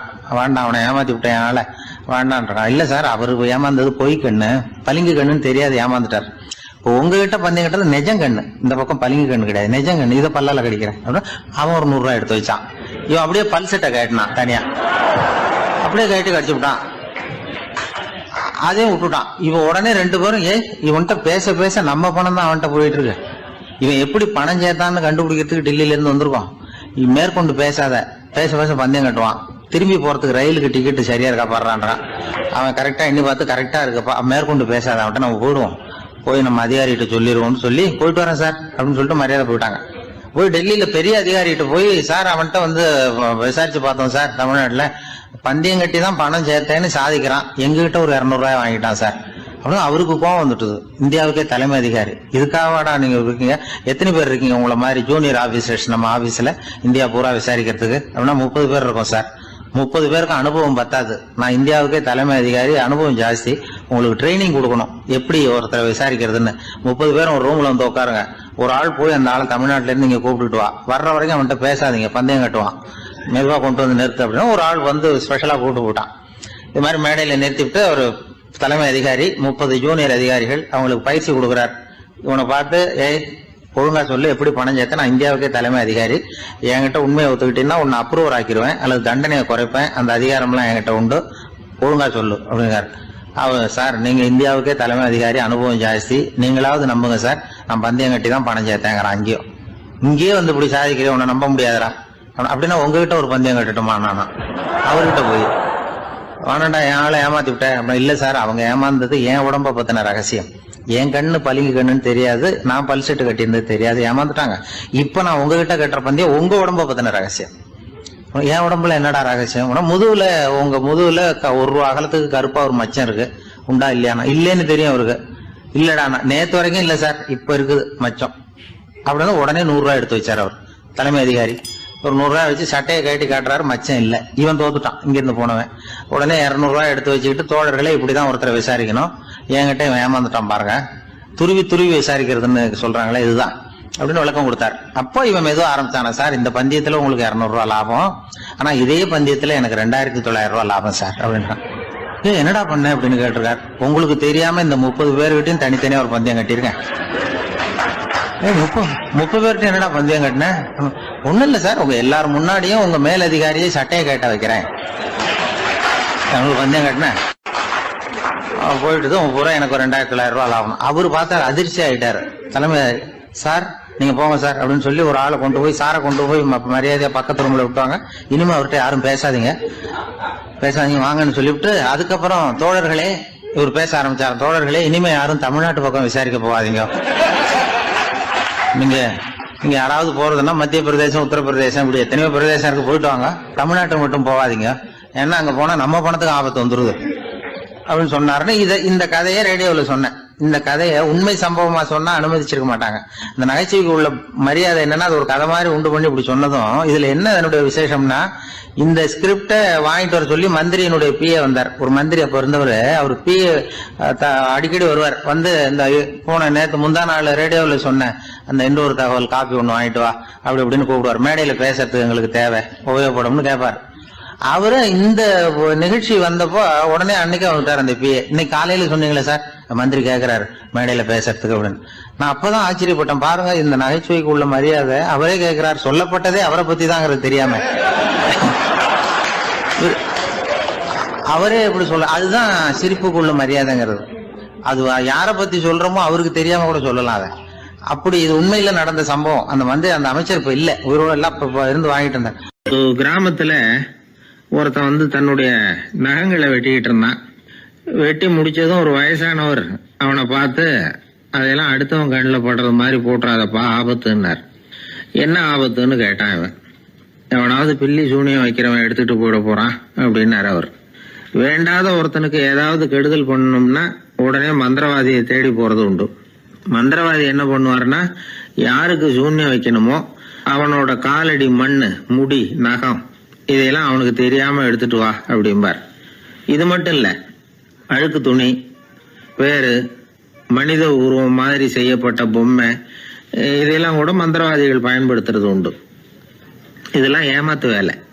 மனிதனுடைய முடி, நகம் இதெல்லாம் வெட்ட வெட்ட வளருது இல்லையா, அதனால அதுக்குள்ள உயிர் இருக்கிறதாக ஆதி மனிதர்கள் நம்பி இருப்பாங்க. அதனால மனுஷங்கிட்ட இருந்து அதெல்லாம் பிரிக்கப்பட்ட பிறகும் கூட அதுகளுக்கும் அந்த மனுஷனுக்கும் தொடர்பு இருக்கிறதாக அவங்க நம்பினாங்க. அந்த நம்பிக்கை தொடர்ந்து அதோட விளைவாதான் இன்னைக்கு மந்திரவாதிகள் நகத்தையும் முடியையும் எடுக்கிறாங்க. அந்த நகத்துக்கும் முடிக்கும் ஒரு பாதிப்பை உண்டாக்குனா அது சம்பந்தப்பட்டவனுக்கு போய் சேரும் அப்படிங்கறது அவங்க நினைப்பு. அவ்வளவுதான் விஷயம். இது மாதிரி நம்பிக்கைகள் தான் இன்னைக்கு நகம், முடி இதையெல்லாம் மற்றவங்க கண்ணில் படும்படி போடக்கூடாது அப்படிங்கிற வழக்கத்தை உண்டாகி விட்டுது. ஒருத்தர் பேரு என்னன்னு கேட்டு தெரிஞ்சுட்டு போய் அந்த பேரை வச்சு அவனோட ராசி பலனை கணிச்சு அவனுக்கு ஏற்பட இருக்கிற கெட்ட நேரத்துல அவனுக்கு சூன்யம் வச்சா அது உடனே பலிக்கும் அப்படின்னு ஒரு நம்பிக்கை. அது மட்டும் இல்ல, சூன்ய தகட்டுல பேரை எழுதி புதைக்கிறதும் உண்டு. இதனாலதான் பெண்கள் கணவன் பேரை சொல்லாத பழக்கம் ஏற்பட்டுதான். அதாவது பேரை கேட்டுக்கிட்டு போய் ஏதாவது கெடுதல் பண்ணிவிட்டா என்ன பண்றது அப்படிங்கிற பயம். அப்படி ஆரம்பிச்ச பழக்கம்தான் இன்னைக்கு ஏதோ மரியாதைக்காக கணவன் பேரை பிறர் முன்னிலையில சொல்றது இல்லை அப்படிங்கறது மாதிரி ஆயிட்டுது. மந்திரவாதிகள் நம்ம ஊர்ல மட்டும்தான் இருக்கிறாங்கன்னு நினைக்காதீங்க, உலகம் பூரா உண்டு. பிசி தீவில் வாழக்கூடிய மக்கள் என்ன செய்வாங்களாம் தெரியுமா? இது மாதிரி மாந்திரீகம், செய்வன, பில்லி, சூனியம் இதெல்லாம் தங்களை பாதிக்காம இருக்கிறதுக்காக வீட்டை சுத்தி அகழி வெட்டி அதுல தண்ணீரை நிரப்பி வச்சிருவாங்களாம். ஆஸ்திரேலியாவில் இருக்கக்கூடிய பழங்குடி மக்கள் கிட்ட ஒரு பழக்கம், ஏதாவது பழங்கள் சாப்பிட்டா அதோட விதைய தண்ணீர்லயோ அல்லது ஆத்துலயோ போட்டுருவாங்களாம். வெளியில போட்டுட்டா அதை எடுத்து செய்வனைக்கு பயன்படுத்திடுவாங்க அப்படிங்கிற பயம். இது மாதிரி உலகம் பூராவும் செய்வினையின் மூலம் அடுத்தவங்களுக்கு பாதிப்பை உண்டு பண்ண முடியும் அப்படிங்கிற நம்பிக்கை இருக்கத்தான் செய்யுது. பொதுவா எல்லா ஊர்லயுமே நகம், முடி, காலடி மண்ணு, மனித உருவ பொம்மை இததான் மந்திரவாதிகள் பயன்படுத்துறாங்களாம். இந்த பில்லி, சூனியம், செய்வினை இதுல இருக்கிற உண்மை என்ன தெரியுமா? நகமோ முடியோ எதையும் செய்யறது இல்ல. சம்பந்தப்பட்டவனுக்கு ஏற்படுற பயம் இருக்கு பாருங்க, அதுதான் பாதிக்கும். இது மனநிலையை பொறுத்த விஷயம். வேற விஞ்ஞான ரீதியான பாதிப்பு இதுல எதுவும் கிடையாது. நம்ம ஊர்ல ஏற்பட்ட பகுத்தறிவு சிந்தனைகள், மூட நம்பிக்கைகளை எவ்வளவோ குறைச்சிருக்குது. இருந்தாலும் ஏமாந்து போறவங்க இன்னும் இருந்துகிட்டு தான் இருக்கிறாங்க. இந்த காலத்துல சின்ன குழந்தைகளை கூட ஏமாத்துறது கஷ்டம். ஒரு குழந்தை கேட்டுதான், ஏன்பா பிரார்த்தனை பண்ணுனா நமக்கு எல்லாம் கிடைக்குமா அப்படின்னு தான். ஓ கிடைக்குமே அப்படின்னாராம் அப்பா. நீ வச்சிருக்கிறிய பேனா அது கூட கிடைக்குமா அப்படின்னு கேட்டுதான் குழந்தை. ஓ கிடைக்கும் அப்படின்னாராம். அப்படின்னா நீ வச்சிருக்கிற பேனாவை என்கிட்ட கொடுத்துரு, அதுக்கப்புறம் நீ பிரார்த்தனை பண்ணி வேற ஒரு பேனாவை வாங்கிக்கோ அப்படின்னு தான் அந்த சின்ன குழந்தை. ஒரு ராஜா இருந்தார். அவர் ஒரு பெரிய கோயில் கட்டினார். பல ஊர்கள்ல இருந்து சிற்பிகள்லாம் கொண்டுகிட்டு வந்தார். அழகழகா சிற்பங்களை செய்ய சொன்னார். ஊர்ல உள்ள ஜனங்களும் கோயில் கட்டுறதுக்கு அவங்களால முடிஞ்ச உதவியை செஞ்சாங்க. ராத்திரி பகலா வேலை நடக்குது. கோயில் கொஞ்சம் கொஞ்சமா வசந்துகிட்டே வந்துட்டுது. அந்த ஊர்ல ஒரு வயசான அம்மா இருந்தாங்க, ரொம்ப ஏழை. அவங்களுக்கு மனசுக்குள்ள ஒரு உறுத்தல், இந்த ஊர்ல எல்லாரும் இந்த கோவில் கட்டுறதுக்கு அவங்களால முடிஞ்ச உதவியை பண்ணிட்டு இருக்கிறாங்க, நம்மளால ஒன்றும் பண்ண முடியலையே அப்படின்னு நினைச்சு கவலைப்பட்டாங்க. அவங்களுக்கு மனசு கேட்கல, ஏதாவது செய்யணும் நம்மளால முடிஞ்சது அப்படின்னு யோசனை பண்ணாங்க. நல்ல வெயில் நேரத்துல சிற்பிகள்லாம் ரொம்ப சிரமப்பட்டு சிலை வடிச்சுக்கிட்டு இருக்கிறாங்கல்ல, அவங்களுக்கு அந்த நேரம் தாகம் எடுக்குமே. அதனால சிரமப்பட்டு ஒரு குடத்துல தண்ணி எடுத்துக்கிட்டு அதை இடுப்புல வச்சுக்கிட்டு மெதுவா கொண்டுகிட்டு அங்க போறது அப்படின்னு முடிவு பண்ணிட்டு அந்த அம்மா போச்சு. அங்க போய் வேலை செய்யறவங்களுக்கு தாகம் எடுக்கிற போலாம் ஒரு கோவலையில தண்ணியை எடுத்து கொடுத்துக்கிட்டு இருக்கிறது. இப்படியே பண்ண ஆரம்பிச்சுட்டு அந்த அம்மா. ஏதோ அந்த அம்மாவால முடிஞ்ச ஒரு சின்ன உதவி அது. இப்படி கொஞ்சம் கொஞ்சமா வேலை நடந்தது. கோபுரம் வசந்தது, எல்லா வேலையும் முடிஞ்சது. இனிமே கடைசியா கற்ப கிரகத்தின் மேல விமானம் அமைக்க வேண்டியதுதான் பாக்கி. அந்த வேலையும் ஆரம்பமாச்சு.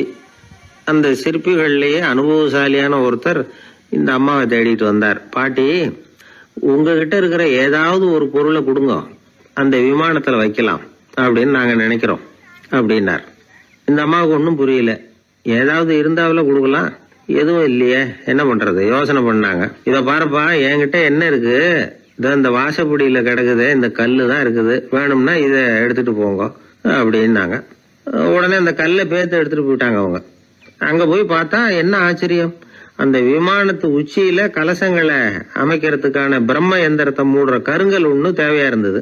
இவங்க எடுத்துட்டு போன கல்லு அதுக்கு ரொம்ப பொருத்தமா அமைஞ்சு போச்சு. ஏதோ அதுக்காகவே அளவெடுத்து செஞ்சது மாதிரி அமைஞ்சுட்டுது. அந்த கல்லையே அங்க அப்படியே பதிச்சுட்டாங்க. ஒரு வழியா கோவிலை கட்டி முடிச்சாங்க. அடுத்தது கும்பாபிஷேகம், அதுவும் ரொம்ப சிறப்பா கோலாகலமா நடந்து முடிஞ்சது. இவ்வளவையும் பார்த்த அந்த ராஜாவுக்கு மனசுக்குள்ள ரொம்ப பெருமையா இருந்தது. இவ்வளவு பெருசா இந்த கோவில் உருவாகிறதுக்கும் இவ்வளவு சிறப்பா இந்த விழா நடக்கிறதுக்கும் நாம தானே காரணம் அப்படின்னு மனசுக்குள்ள நினைச்சுக்கிட்டார். இப்படி நினைச்சுக்கிட்டே அன்னைக்கு ராத்திரி அரண்மனையில படுத்து தூங்கினார். உடனே ஒரு கனவு. ஆண்டவனே அந்த ராஜாவோட கனவுல வந்தார். ராஜா ஆண்டவனை வணங்கினார். இறைவா, உங்களுக்காக நான் கட்டி இருக்கிற கோவில் எப்படி இருக்குது, நல்லா இருக்குதா அப்படின்னு கேட்டார் ராஜா. அதுக்கு இறைவன் சொன்ன பதில் என்ன தெரியுமா? நீ கட்டின கோவில்ல அந்த கிழவியோட நிழல்ல நான் சுகமா இருக்கிறேன் அப்படின்னாராம். இப்படி சொல்லிவிட்டு கடவுள் மறைஞ்சுட்டார். கனவு கலைஞ்சுது. ராஜா விசாரிச்சார், யார் அந்த கிழவி அப்படின்னு. எல்லாரும் விவரத்தை சொன்னாங்க. அப்பதான் ராஜா நினைச்சு பார்த்தார், இந்த கோவிலை நானே கட்டினதாக ரொம்ப பெருமைப்பட்டுக்கிட்டேன். ஆனா அந்த வயசான அம்மா வீட்டு வாசல்ல கிடந்த கல்லு அது இறைவனுக்கு சுகமான நிழல் கொடுக்கறதாக சொல்றாரு அப்படிங்கறத எண்ணி பார்த்தார். நான்கிற எண்ணம் நழுவி போயிட்டுதான். கோபுரம் எவ்வளவு பெருசுங்கிறது முக்கியம் இல்ல, குணம் எவ்வளவு பெருசுங்கிறது தான் முக்கியம். அந்த வயசான அம்மா நம்ம நாட்டுல வாழறது தான் நமக்கு உண்மையான பெருமை அப்படின்னு நினைச்சாராம் ராஜா. இந்த காலத்திலயும் ஒரு ஊர்ல ஒரு கோவில் கட்டினாங்க. எல்லா ஜனங்களும் அவங்களால முடிஞ்சதை செஞ்சாங்க. நம்மால் ஒருத்தன் அந்த திருப்பணி குழு தலைவரை போய் பார்த்தான். நான் ஏதாவது ஒத்துழைக்கணுமா ஐயா அப்படின்னு ரொம்ப பணிவா கேட்டான். திருப்பணி குழு தலைவர் சொன்னார், இத பாருப்பா, இந்த கோவில் கட்டி முடிக்கிற வரைக்கும் உன்னுடைய ஒத்துழைப்பு எதுவும் தேவையில்லை. கட்டி முடிச்சு கும்பாபிஷேகம் ஆனதுக்கு அப்புறம் தான் உன்னுடைய ஒத்துழைப்பு ரொம்ப அவசியம் அப்படின்னார். அதுக்கப்புறம் நான் என்ன செய்யணும் சொல்லுங்கன்னா இவன், இந்த சாமி சிலையை நீ திருடிட்டு போகாம இருக்கணும் அவ்வளவுதான் அப்படின்னாராம் அவர். என்னுடைய நண்பர் ஒருத்தர், அவர் விரல்ல நகமே இருக்காது. என்ன காரணம்னு நினைக்கிறீங்க? எல்லாத்தையும் அவரே கடிச்சு துப்பிடுவார். அப்படி ஒரு பழக்கம். சின்ன குழந்தைகள் நகம் கடிக்குது, விரல் சூப்புது. இதுக்கு என்ன காரணம் தெரியுமா? குழந்தைகள் மனசுல ஏற்படக்கூடிய ஒருவித பாதுகாப்பின்மை, இன்செக்யூரிட்டி, அல்லது தான் சரியா கவனிக்கப்படல அப்படிங்கிற எண்ணத்தோட வெளிப்பாடு தான் அது அப்படிங்கிறாங்க டாக்டர்கள். சில இடங்கள்ல 2வது குழந்தை பிறந்த உடனே பெரியவர்கள் கவனம் முதல் குழந்தைகிட்ட இருந்து கொஞ்சம் விலகி 2வது குழந்தைகிட்ட போயிடும். அந்த சமயத்துல முதல் குழந்தைக்கு இந்த பழக்கம் ஏற்படுறதுக்கு வாய்ப்பு உண்டா. சில குடும்பங்கள்ல கணவன் மனைவி 2 பேருமே வேலைக்கு போறவங்களா இருப்பாங்க. குழந்தை ரொம்ப நேரத்துக்கு பெத்தவங்களை பிரிஞ்சு இருக்க வேண்டிய சூழ்நிலை இருக்கும். குழந்தை ஒரு பாதுகாப்பின்மையை உணர ஆரம்பிக்கும். இந்த பழக்கம் வந்துடும். அதனால ஒரு குழந்தைக்கு தான் ஒதுக்கப்படுறோம் அப்படிங்கிற நினைப்பு வராம பாத்துக்கணும். வளர்ந்த குழந்தைகளும் நகம் கடிக்கும். வயசானவங்க கிட்டையும் இந்த பழக்கம் இருக்கும். இது ஒரு மனச்சிதைவின் வெளிப்பாடு அப்படிங்கிறாங்க மனநல நிபுணர்கள். அம்மா அப்பா திட்டினாலும் சரி, அல்லது ஆசிரியர் திட்டினாலும் சரி, இந்த பழக்கம் வந்துடும். நாம தவறு பண்ணிட்டோம் அப்படிங்கிற நினைப்பு வர்ற சமயம் நகம் கடிக்க ஆரம்பிச்சிருவோம். ஏதோ ஒண்ணு அடையணும் அப்படின்னு நினைக்கிறோம், அதை அடைய முடியல. இப்படி ஒரு ஏக்கம் வர்ற சமயத்திலேயும் சில பேர் நகத்தை கடிக்க ஆரம்பிச்சிருவாங்க. ஒரு பெரிய அதிகாரி, தனியார் நிறுவனத்துல வேலை பார்க்கிறவரு, அவரு டென்ஷன் ஆயிட்டாருன்னா உடனே அறைக்கு அதை சாத்தி விடுவாங்களாம். அவரே சாத்திக்குவாராம். அப்படி சாத்திக்கிட்டு உள்ள எதையாவது வெறிச்சு பார்த்துக்கிட்டே நகத்தை கடிக்க ஆரம்பிச்சிருவாராம். இந்த பழக்கம் உலகம் பூரா உண்டு. நகம் கடிக்கிறவங்களை அந்த பழக்கத்திலிருந்து மீட்கிறதுக்கு என்ன வழி அப்படின்னு லண்டன்ல உள்ள அழகியல் நிறுவன நிபுணர்கள் யோசனை பண்ணி பார்த்துருக்குறாங்க. சில ஆய்வுகள் பண்ணி பார்த்தாங்களாம். அவங்க என்ன பண்ணாங்க தெரியுமா? நகம் கடிக்கிற பழக்கம் உள்ளவங்களையெல்லாம் தேடி பிடிச்சாங்க. அவங்களையெல்லாம் 3 பிரிவா பிரிச்சுக்கிட்டாங்க. ஒரு பிரிவு கிட்ட என்ன சொன்னாங்கன்னா, உங்களுக்கு நகத்தை கடிக்கணுங்கிற நினைப்பு வர்றப்போவெல்லாம் டைரி எழுத ஆரம்பிச்சிருங்க அப்படின்னாங்களாம். இன்னொரு பிரிவு கிட்ட, உங்களுக்கு அந்த நினைப்பு வர்றப்போவெல்லாம் உங்க நகத்துக்கு வண்ணம் பூச ஆரம்பிச்சிருங்க, அழகுபடுத்த ஆரம்பிச்சிருங்க, நெயில் பாலிஷ் போடுறாங்களே அது மாதிரி. அப்படி ஒரு யோசனை சொல்லியிருக்காங்க. 3வது குழுவினர்கிட்ட, உங்களுக்கு நகத்தை கடிக்கணுங்கிற எண்ணம் வர்றப்போவெல்லாம் விரல்களை இறுக்கமா மூடி வச்சுக்கிட்டு வேற விஷயங்கள்ல கவனம் செலுத்துங்க அப்படின்னு சொன்னாங்களாம். இப்படி 3 வித முயற்சி பண்ணி பார்த்ததுல கடைசியா அவங்க என்ன கண்டுபிடிச்சாங்க தெரியுமா? 3வது குழு செஞ்சதுல நல்ல பலன் கிடைச்சதாம். அதாவது நகம் தெரியாதபடிக்கு விரலை இறுக மூடிக்கிட்டு வச்சுக்கிட்டோம்னா அந்த பழக்கம் மாறுதான். அப்படி இருந்தவங்க கிட்ட இந்த நகம் கடிக்கிற பழக்கம் மெதுவா குறைஞ்சு போச்சான். அதனால நகம் கடிக்கிற பழக்கம் உள்ளவங்க இதை முயற்சி பண்ணி பார்க்கலாம். ஒரு ஆள் இருந்தார், அவருக்கு எப்ப பார்த்தாலும் நகத்தை கடிச்சுக்கிட்டே இருக்கணும், அப்படி ஒரு பழக்கம். அதனால அவர் விரல்ல எப்பவும் நகம் இருக்கிறது இல்ல, விரல் இருக்கிறதே பெரிய ஆச்சரியம். அவருக்கு திடீர்னு உடம்புல அரிப்பு, சொரிஞ்சிக்க முடியல, அரிப்பும் நிக்கல. 1 வாரம் தொடர்ந்து கஷ்டப்பட்டார். கடைசியா ஒரு டாக்டர் கிட்ட ஓடினார். அவர் எல்லாத்தையும் விவரமா கேட்டுக்கிட்டு கடைசியா கொஞ்சம் மாத்திரை கொடுத்து வேலைக்கு ஒண்ணு சாப்பிடு அப்படின்னாராம். இந்த